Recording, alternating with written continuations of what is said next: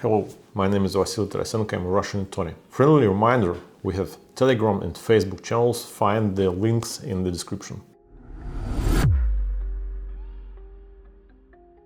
Civilian drones, which are used primarily for photo and video shooting, including quadcopters, are allowed to be launched in Russia, but very limited now. And without knowing the launch rules, it is very easy to be fined or even face criminal liability. Let's discuss this in details. So, where in Russia you can fly in unmanned aerial vehicle? In open areas without restrictions, for example in rural areas, parks or specially designated flight zones where there are no restrictions on height and proximity to infrastructure. Before flying, I recommend checking local regulations with authorities or on special maps. For example, find the link in the description. In permit zones. In some regions, especially equipped areas or zones for drone flights have been created where such activities are permitted, if you comply with the rules. On private property with the owner's consent. You can fly a drone if you have written permission from the owner of the land, plot or building. Where launch is prohibited or limitedly allowed. Near airports and airfields within a radius of 5 kilometers from the airport boundaries, it is prohibited to launch UAVs without special permission from the Federal Service for Supervision of Transport, also known as Rosaviatsia. Near government facilities and strategic infrastructures such as military bases, energy facilities, government buildings, etc. Don't even dream of flying a drone there. In populated areas and residential areas, it is prohibited without appropriate permits. In nature reserves and national parks, there are often strict restrictions on the use of drones to protect nature and animals, although you can also try to get permission there. Venues for the public events and sport competitions. Also possible to be allowed to fly a drone there. What you need to fly a drone. Register your drone. All UAVs weighing more than 150 grams must be registered through the state service portal. Look for the link below of Rosaviatsia. It's free.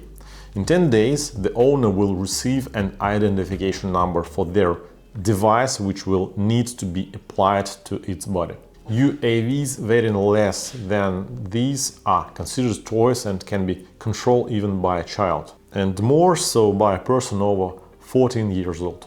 Get permission to fly. For flights over Moscow, St. Petersburg, Sevastopol and some other regions, you will need permission from regional executive authorities, regardless of the UAV weight. Some regions, such as Krasnodar Krai and Kaliningrad Oblast, have completely banned from using drones during the conflict between Russia and Ukraine. To learn more about this, check the description. In other regions, for a drone weighing up to 30 kilograms, you don't need to obtain permission to fly if the flight conditions are met. Namely, in addition to the rules that I've already mentioned, your device must fly during daylight hours and within line of sight, and height must not exceed 150 meters above ground level. If your drone weighs over 30 kilograms, you are obliged to obtain permission to fly. To do this, you need to submit a flight plan to the Center of Unified Air Traffic Management System.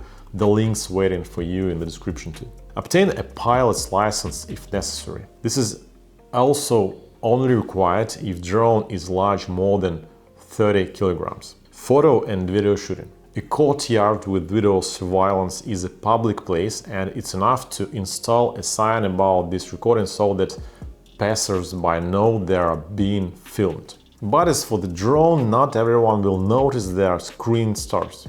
So how is this problem solved? If the pilot films the streets, this is also a public place, and permission to film is not required if the faces are not legible. The video can be used at your discretion. If the faces are visible but not highlighted as the main characters, for example at mass events, permission is also not needed. However, it is prohibited by law to follow a specific person or car without their consent. It is also allowed to film important window from afar, but forbidden to look inside without the owner's permission, even if the window is opened or there are no curtains. Liability for violation. The owner may be fined up to several thousand rubles for violating registration or flight altitude rules. More serious violations, such as approaching aircraft or creating a security threat, may result in criminal liability, including imprisonment.